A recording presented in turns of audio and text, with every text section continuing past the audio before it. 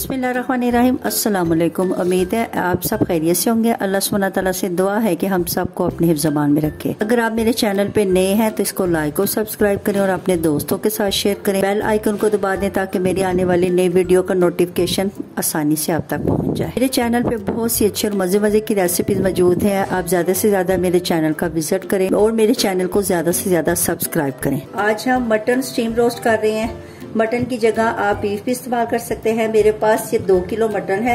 मैंने इसको अच्छी तरह धो के साफ कर लिया। सबसे पहले 1 कप गाढ़ा दही का लिया, 1 टीस्पून पिसा हुआ लहसुन और 1 टीस्पून पिसा हुआ अदरक, नमक 2 टीस्पून शामिल कर,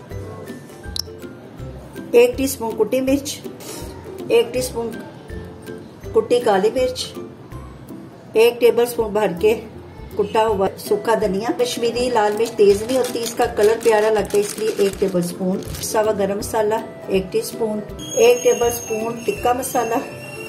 टिक्का मसाला आप किसी भी ब्रांड का यूज कर सकते हैं। 1 टेबलस्पून सिरका या नींबू का रस, tomato ketchup 1 tablespoon, 1 tablespoon chilli sauce, soya sauce 1 tablespoon, 2 चुटकी फूड कलर शामिल कर, इससे गोश्त पे बड़ा अच्छा कलर आएगा। 1/4 टीस्पून अजवाइन है, 1/2 टुकड़ा जायफल का है और ये जवत्री का टुकड़ा है। इनको पीस के इनको भी इस मैरिनेशन में शामिल करना है। अजवाइन वाला मिक्सर इसमें शामिल कर दें। अब इसको अच्छी तरह मिक्स कर लें। ये हमारा मसाला रेडी हो गया है। अब इसे हम गोश्त पे लगाते हैं। सारे मसाले को हमने गोश्त पे अच्छी तरह लगा दिया है। अगर आपके पास टाइम है तो इसको ओवरनाइट भी आप सारी रात के लिए भी रख सकते हैं। जितना देर आप इस मैरिनेशन को रखेंगे उतना ही ज्यादा गोश्त का अच्छा टेस्ट और फ्लेवर आएगा। अगर आपके पास टाइम नहीं है तो कम से कम 2 या 3 घंटे लाजमी इसको रखें। अब आप इसको कवर करके तो फ्रिज में रखें। चार पे मैंने सारी रात के लिए रखी है ताकि इनकी जो मैरिनेशन है वो अच्छी तरह इनके अंदर चला जाए मसाला वगैरह। चलिए आइए अब हम इसको स्टीम करें। जितना ज्यादा देर इसको रखेंगे उतना ही ज्यादा इसका मसालों का टेस्ट और फ्लेवर अंदर जाएगा और हमारा स्टीम उतना ही अच्छा और टेस्टी बनेगा। बस एक स्टैंड है, मैंने इसके ऊपर यूं फॉइल पेपर सारा कवर कर लिया, फॉइल पेपर से कवर कर लिया है। अगर आपके पास स्टैंड नहीं है तो आप कोई स्टील की प्लेट भी रख सकते हैं। फॉइल पेपर लगा के इसके अंदर यूं ऐसे सुराख कर ले। इससे ये होगा कि गोश्त के अंदर पानी नहीं इकट्ठा होगा, सारा नीचे चला जाएगा। इसको प्रेशर में तैयार कर रही हूँ। प्रेशर में तैयार करने से ये होगा कि हमारे टाइम की बचत होगी। अगर आपके पास प्रेशर नहीं है तो आप इसको देशके में भी बना सकते हैं। फिर आपके 3 से 4 घंटे लगेंगे और प्रेशर में तकरीबन आधे से पौना घंटा। बिस्मिल्लाहिर्रहमानिर्रहीम। ये 1 लीटर पानी, इसके अंदर 2 तेज पत्ते, 1 दालचीनी का टुकड़ा, 1 बादिया का फूल, 1 मोटी इलायची, इसका मुंह मैंने खोल दिया वो डाल दें, 6 से 7 अदद लौंगे और ये स्टैंड इसके अंदर रखें। सुराख आपने बारीक करनी है। मेरे से थोड़ा सा ज्यादा हो गया लेकिन आपने जरा एहतियात से सुराख करनी है। स्टैंड के नीचे रहना चाहिए, स्टैंड के ऊपर नहीं आना चाहिए। अब इसके अंदर हमने ये बटर पेपर डबल करके यूं ऐसे रखते हैं।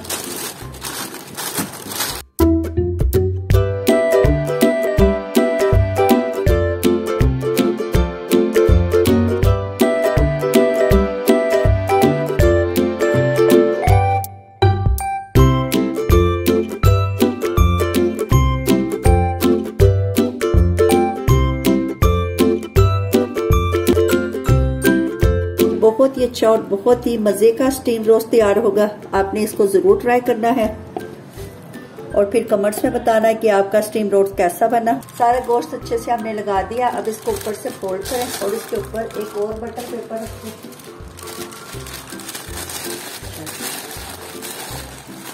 अब इसको बंद करें प्रेशर को। स्टीम आंच तेज रखनी है ताकि इसके अंदर अच्छी सी स्टीम बन जाए। फिर इसको बिल्कुल हल्की आंच पे तकरीबन 35 से 40 मिनट हल्की आंच पर रखें। 40 मिनट हो गए। ये ऊपर से बटर पेपर उतारा, ये देखें माशाल्लाह ये बहुत अच्छी तरह स्टीम रोस्ट हो गया। खाने के 2 तरीके हैं। आप इसको ऐसे भी इस्तेमाल कर सकते हैं और दूसरा तरीका ये है कि आप थोड़ा सा ऑयल डाल के उसमें इसको फ्राई करें। 2 चम्मच ऑयल के डाले हैं और इसमें इसको हल्की आंच पे 4 से 5 मिनट फ्राई करें। अल्हम्दुलिल्लाह अल्हम्दुलिल्लाह हमारी स्टीम रोस्ट तैयार हो गया है। इसको हमने 2 तरह से सर्व किया है। एक ये देखिए इसको हमने फ्राई किया थोड़े से ऑयल में और एक ये वैसे स्टीम में वैसे ही पकाई है। देखें ये कितना सॉफ्ट है। ये देखिए कितनी आसानी से इसके गोश्त के रेशे लैदा हो रहे हैं।